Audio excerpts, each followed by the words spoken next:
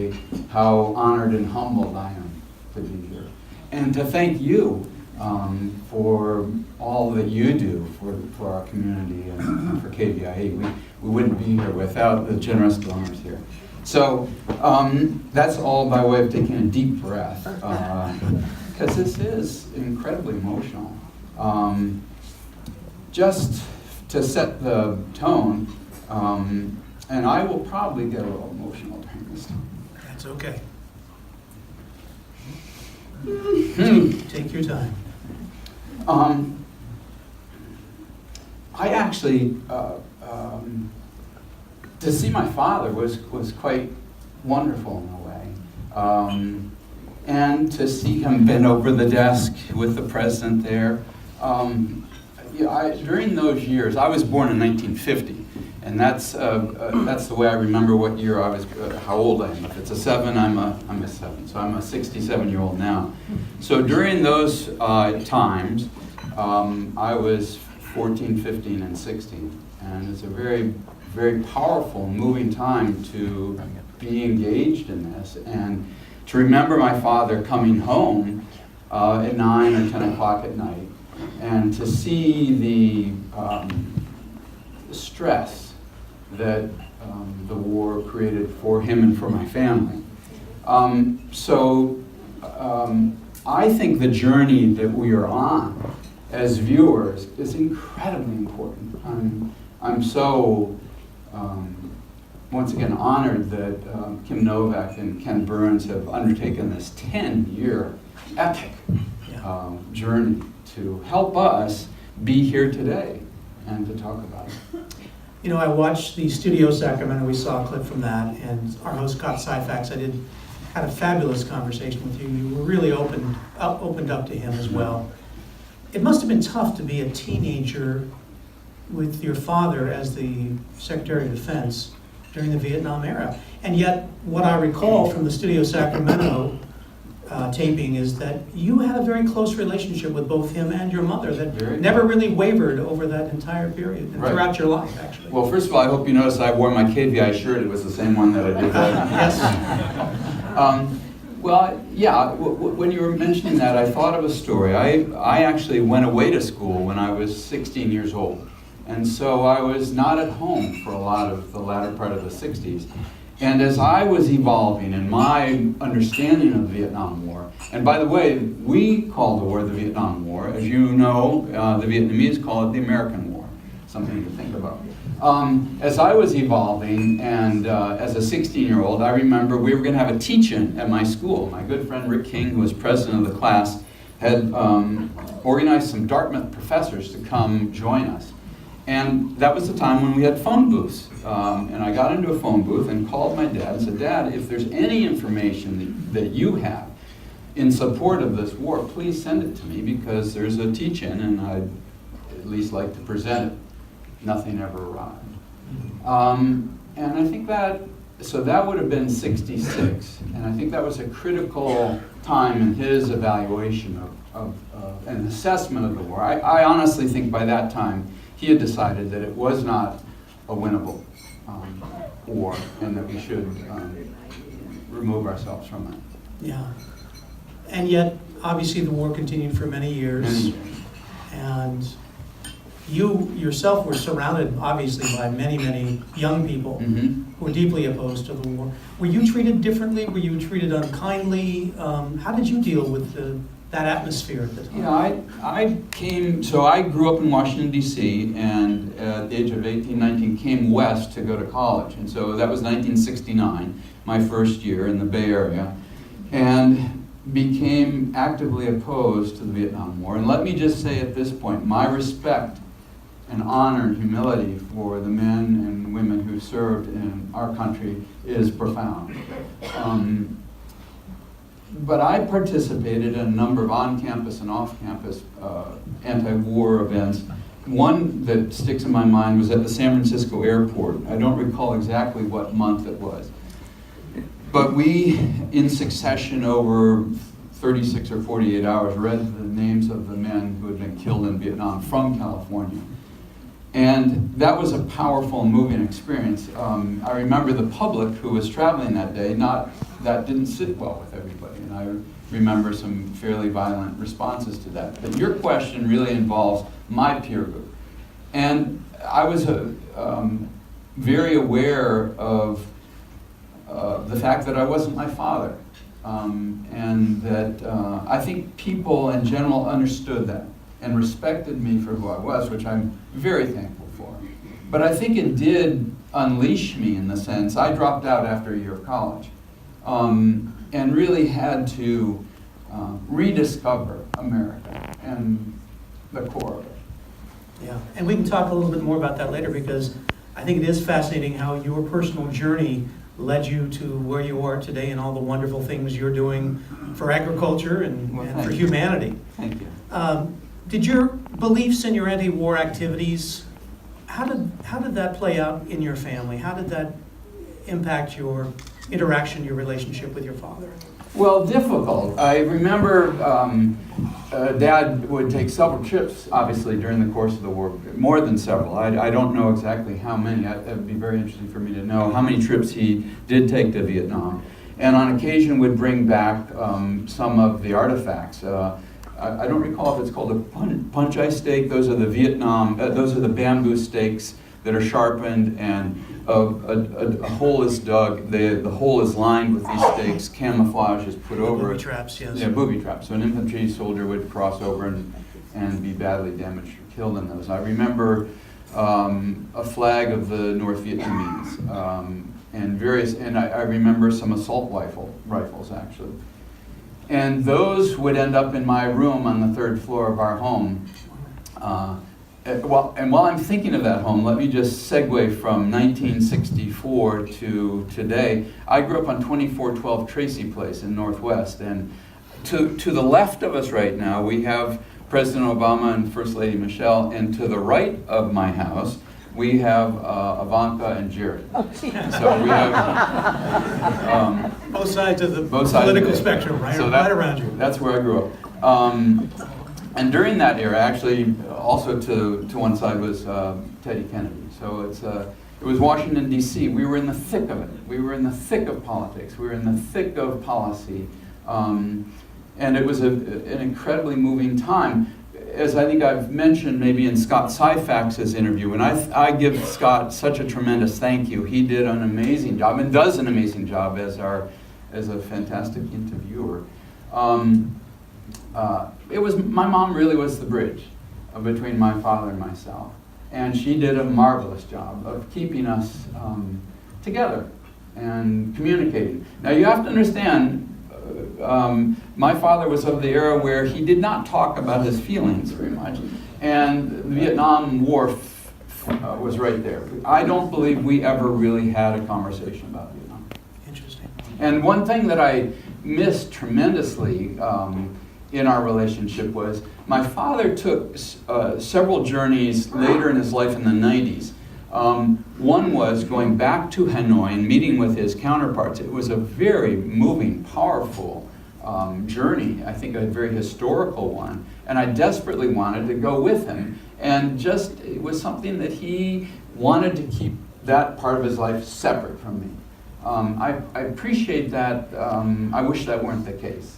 I wish I'd been able to do that. As he did also in going back to Cuba to meet with Fidel Castro and to meet with Khrushchev's son to review the 13 days of 1962 in that very critical time where our countries almost came to nuclear war. And I recall there was a very interesting conversation that your father had with Khrushchev and with Castro during that visit. Maybe you could share that. Well, I think basically the misunderstandings. And I think those misunderstandings of logistics, of communication are happening today. And one of the things, if you haven't seen, I would really encourage you to see The Fog of War that Errol Morris made, documentary, not because it's about my father, but because it's about the 100 years, basically, of the 1900s and the various conflicts we've had globally and nationally. And Arrow drew, out of 22 hours of interview with my dad, he drew some lessons. I think the 11th one was empathize with your enemy. And that is so important today. If we could do that, then I think we would avoid a lot of our conflicts. Yeah, it's humanizing the other that Yeah. I think is the lesson to be learned. Now, I brought a few slides. Well, we'll talk about that in a second. But I wanted to also talk with you about who your father was beyond his role Oh, thank you. as Secretary of Defense. I think for a lot of us thinking about the Vietnam War, especially those of us who were growing up during that period, perhaps impacted by it directly. I had a family friend die in the war. There's a tendency to want to vilify the leaders at that time. And portray them as men who had evil intent. When in fact we know, and as this documentary I think will reveal, that there was just a lot of miscalculations, misunderstandings, and good people sometimes making bad decisions. Now your father, in addition to helping save the world from nuclear catastrophe during the Cuban Missile Crisis, did a lot of other really good things before and after the war. President of Ford Motor Company, and then his work with the World Bank. And maybe you could talk about that a bit. Oh, I'd love to. Thank you for bringing that before us. One of the funnier things is that Dad was a very fiscal conservative, and he must have had some Scottish in him or something like that. But he would. Well, here's the story. When Julie and I first started farming, do you remember when the phone rates went up at 8 o'clock? It used to be that when you were calling, okay, the phone rates. Okay, so Dad lived in Washington, D.C., Julie and I lived in Winters, and he'd want to know how the farm is going, and he would call before 8 a.m. His time. It'd be absolutely pitch dark. I'd go, Dad, what's the crop look like, and what's the market? And I'd say, well, and Julie would have to peel me off of the ceiling. But he was the first non-Ford member family to become president of Ford Motor Company, and that was he was shortly thereafter called by Sergeant Shriver to come to Washington to meet President Kennedy to see if he would join the cabinet. One of the things that Dad did at Ford, I think he created the Falcon. You can see how... Good car. Yeah, okay, the Falcon. The other thing was he implemented seat belts. Those of us who grew up in that era remember that our dashboards were all metal, very dangerous. So he also put in foam seat belts. So he was a safety guy. And then let's jump from 1960 till after he left the department. I think his service in the World Bank was an amazing time. If you think of our globe in '68, I think there were 190 countries, and it was an amazing opportunity for he and my mother to travel to, I think, every one of those countries and meet the people, the farmers, the premiers, and engage in activities that were profound for the peoples of those countries, to provide power, to provide energy, to provide drinking water. And I think one of his greatest, if he were here today, I think one of his greatest accomplishments would be ending river blindness in Africa. And I don't know the story completely well, but I believe this blindness was caused by a snail in drinking water. And it would affect anyone who drank that water, from an infant to an 80-year-old. And it would make villages absolutely unable to produce food or to care for people. It affected everybody. And through the work of scientists and researchers, they were able to find out what it was and to actually end river blindness. Very powerful. Do you think for your father doing those good works afterwards was his way of perhaps just finding peace with himself for whatever he had participated in, decisions he made? I think that journey was a profound one for he and my mother. And to touch people's lives in such a positive way, I don't think he ever came to grips with Vietnam. I want to give you an opportunity before we run out of time here. You brought some very interesting images that take us back to before Johnson, to the days of John F. Kennedy, and an incredible story about some mementos, artifacts, whatever you'd like to call them, that were part of your life and your family's life for a while. I wanted to just share this story with you, if you can put it on, please. There you go. So there were two chairs that were very much a part of our lives, and one was this chair right here, which is the chair that my father sat in as a cabinet chair. So in the White House. Each cabinet member had their chair. And the president, President Kennedy, also had a chair, exactly the same as this. And after President Kennedy's assassination, Mrs. Kennedy gave my father his chair, Robert McNamara's chair, and President Kennedy's chair. And so those two chairs always were in our living room from maybe 1963 on or so. And I just figured, I have two older sisters, and I just figured that when Dad passes, and by the way, my mom passed much earlier than my dad. When my dad passes, my two sisters and I would share those two chairs. They'd be part of our lives. That didn't come to pass. This setting, so there are the two chairs. Those two chairs, along with a lot of other of my father's artifacts, were sold at auction at Sotheby's. And I was it just upset me because I thought I'd lost them. Well, we haven't lost them. The story continues. Let's see another slide here. Just like the vignette that you saw earlier on by the Davis woman who told her story of leaving Saigon or Vietnam in 1975, Yan Vu, a Vietnamese, similar age as the woman we saw in the film, was also fleeing Vietnam with his family. 1975, in those boats that you saw, his family was picked up by a Danish freighter, and his family became Danish. They thrived there. He became a sculptor.